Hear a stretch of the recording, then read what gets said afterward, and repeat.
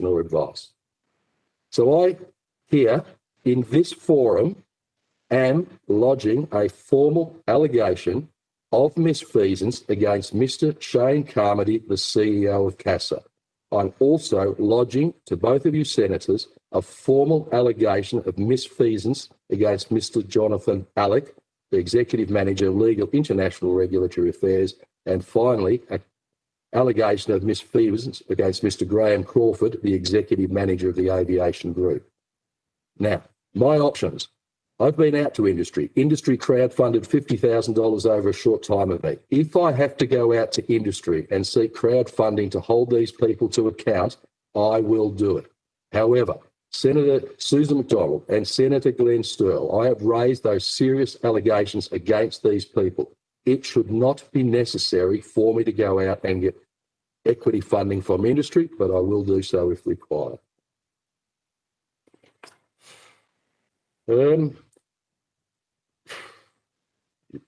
Yeah, I mean, look, I'm going to give you about 10 topics. I realise we don't have a lot of time. So rather than go over all of the topics, I'm going to give you both a choice of 10 topics. Hit me with one of them, and I'll tell you briefly that story. The topics that I could have a chat to you about is the restrictions on the business's ability to trade, administrative freeze, the limited dates of operation, the contracts issue, the CASA direction to terminate my employment, CASA's use of the aviation rule, or the falsified audit results, or temporary locations procedure, or my allegations they've misled the Ombudsman's office. So I'll give those topics to you again just to jot them down. You can hit me with any of those topics and I will talk to them. And I would like to leave. I want this to be a positive experience. So I do want to leave 10 minutes at the end of it to give you well-intentioned suggestions of how I genuinely believe CASA could be improved. So you could talk to me about the restrictions on the business's ability to trade, the administrative freeze placed on the business, the contracts issue, CASA's direction to terminate my employment, CASA's use of the aviation ruling, my claim about falsified audit results, my temporary locations procedure, or my allegations that members of the CASA senior executive have misled the Commonwealth Ombudsman's office. Over to you two. Mr. Buckley, thank you. Thank you for appearing. I appreciate that this will be a very emotional presentation for you, given the impact that it's had on you personally and your children and your parents. I want to first ask about when we had budget estimates a couple of weeks ago, I was broadly aware of your issue from industry reports, and I asked a question of Mr. Carmody, and his response was not fulsome.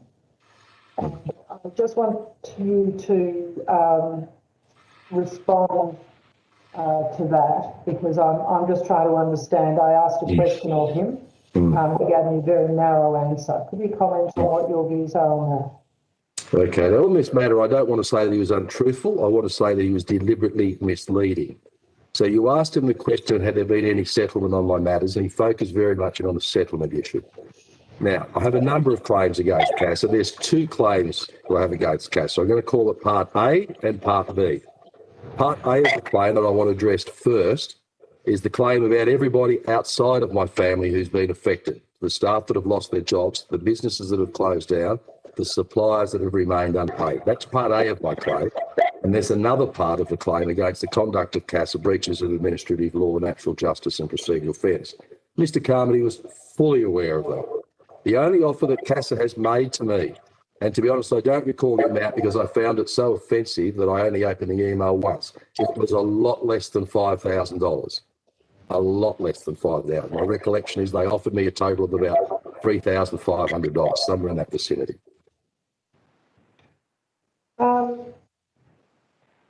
I want to ask you about the initial issue, which is that you were establishing I think you described it as an IGA approach for flight training schools. Mm-hmm. It has been suggested to me that the issue that was raised was that flight training schools shouldn't be able to use an established SOP and manuals as you have developed with CASA, that you could use them for one business, but it wouldn't be appropriate to use them for multiple businesses. Is that your understanding? Have I got that right? Look, that would be an argument that perhaps CASA or somebody would potentially put forward. I'd like very much the opportunity to refute that. I mean, got to bear in mind, APTA was designed with CASA over 2 years with 10 CASA personnel as I tended to over 600 CASA requirements. Throughout that, but I've been contacted by an ex-CASA employee today to say that they'll support this contention. They worked side by side with me. We had the most advanced IT system. It was an Australian designed product, as I insisted. We built a very, very high-powered overview system. We put our own staff, my staff would each go and base themselves in the base to make sure the induction was thorough. Okay, we had regular meetings, regular audits. CASA probably does an audit on us twice, once every couple of years. We audited our own organisation on hundreds of occasions over the 2 years. I had a very large safety department, the largest safety department of any organisation in Australia. So no, there was one certificate, one set of procedures. The whole thing was designed to be scalable with input from ex-military personnel, and the structure could grow and reduce in size as was required. So, putting aside whether or not that was the case, that was the item that you were given 7 days to stop operations. No, so I said to Susan, I'll just stop you there because no, interestingly enough, no, the letter originally, and I have the letter here, I organised, it was just a request for documents and led me to believe that most likely in 7 days they were going to shut me down. I was issued interim approvals to continue operating throughout the 8-month period until the business couldn't continue any longer. Right, so the letter asked for production of documents, but it didn't require that you stop. Well, they used, correct, they did let the business go, but I guess my point is, you can't run a business, any business, the BP, ANZ, bank, be it a flying school, and particularly an education facility, where you've only got 7 days certainty of operations. You can't enrol people in courses. All right, one of the issues that's been raised by other people who've provided submissions is around consistency in decision making by CASA officials within and across CASA. Would this be a reflection of that kind of lack of consistency, or am I swimming outside the flags to suggest that? Senator Susan McDonald, I can assure you, as you know, and for the viewers, this isn't a Dorothy Dix question, but that is probably one of the most beautiful questions you could ask me. Okay. I operated so CASA operating what are called certificate management teams. These are small roving groups of CASA personnel consisting of experts on flight training, safety, aircraft maintenance. I operated under a team called CMT2 for a decade. Under the leadership of a gentleman called John Costa, I say his name now because he has retired and he has left CASA, an exceptional person and a very good team. They worked with me to design APTA. Then without warning, I received notification from CASA that I was have a change of oversighting team from a team called CMT2 to CMT3. Now, these two teams don't sit across the country. They sit opposite each other in the same desk. And I have this, as I say, I have the emails. Within 24 hours of being notified of the change from CMT2 to CMT3, I wrote to the CASA region manager and I requested a one-on-one on the record meeting because the new team contained a flight operations inspector, Mr. Brad Lacey, who has a very bad reputation as being somewhat vindictive and vexatious in the Victoria-Tasmania region. So, can I just flag, yes. Mr. Buckley, that I am very keen to hear your story, but I'm not a legal expert and I don't want you to wade into anything that's going to get you into difficulties. Suggest perhaps we just leave individual names out of it. Okay. Okay, so I had a change of oversighting personnel. I went from one team to another team. I requested a meeting with the CASA region manager where I said, I don't want this individual oversighting my business because I think that will bring harm to me and my business. CASA ignored that request. There was the change of CMT to CMT3, and surely enough, that very individual initiated the action against CASA, against me. Interesting. I'm going to let Senator Stirl ask some questions while I go back through my notes and come back to you. Thank you, Mr. Buckley. Thank you. Thanks, Chair, and thanks, Mr. Buckley. Good to see you again. Cheers. But on what basis did they give you 7 days notice that they were winding up your business or not going to allow you to operate? Right, okay. Well, to simplify the matter, they used a document called the aviation ruling and said that it was, which is a document designed for the charter industry, not for flight training. And that's one of the topics I could talk to in detail. They used a document called the aviation ruling. The Commonwealth Ombudsman has completed phase 1 of his investigation of the 2-stage, and he found that CASA erred. They used the wrong document. Then they came back to me and said, oh, well, you have to have contracts. And I said, well, I have contracts. And they said, no, you don't. I said, yes, I do have contracts, and they've been provided to you previously. They said, no, you haven't. I provided evidence. Even Mr. Graham Crawford had been provided with a copy of the contract. So it was just a lot of CASA errors. Initially, the aviation ruling, which the Ombudsman, and I advised CASA at the start, was completely the wrong document. Then it became an issue about the contracts. CASA said, now CASA's never asked any other operator to have a contract. I asked CASA, do you hold any contracts for any other operators? They don't hold any other contract. Because that was a unique requirement put onto my organisation. But I'd already preempted it because I had contracts. They'd been provided to CASA. So all of a sudden, CASA ended up with mud on their face. Then, here's another one. So I asked CASA, when a new member comes on board, how do I induct these new flying schools into the organisation? CASA advised me to use a procedure called the temporary locations procedure, which I adopted, put into my manuals. CASA approved bases under it, CASA audited, and CASA commended me on it.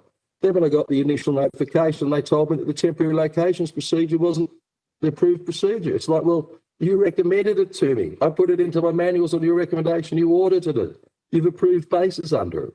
So the point is, that's my claim. It was just, I was a big critic of CASA, Senator Stirl, a big critic of CASA. Okay, before this regulatory program came in. Dr. John, I was going to say, keep away from names, but. Well, no, because I think Chair will support me. Dr. Alec will be there, and we can ask questions of Dr. Alec, so you can use his name. And the Chair won't mind that because that's on the record. We know. Okay. Okay. Well, Dr. longer than me. All right. Well, look, the CASA's regulatory program, as you're probably aware, was a decade behind schedule, hundreds of millions over budget.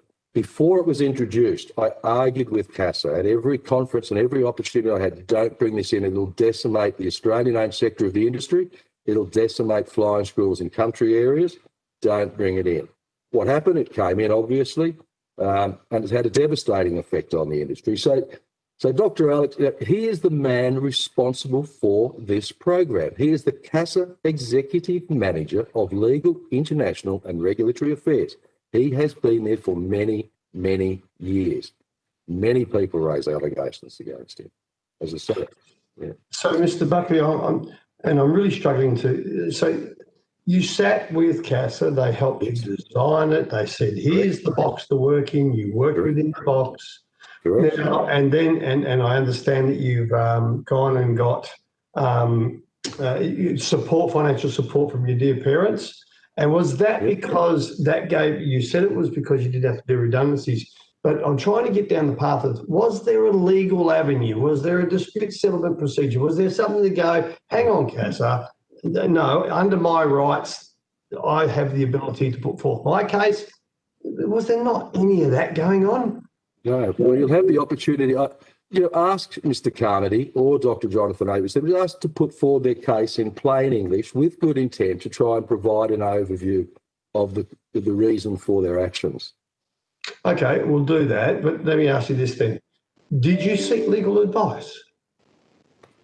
I have had, look, the industry did a crowdfunding page for me of what I should do, and that's why I believe I'm fully satisfied that I have a claim of misfeasance against those individuals. Sorry, Mr. Buckley, I'm saying, did you go and actually engage? Oh, it gives me the creeps. Did you have to go and engage a lawyer to turn good money into bad? Did that happen?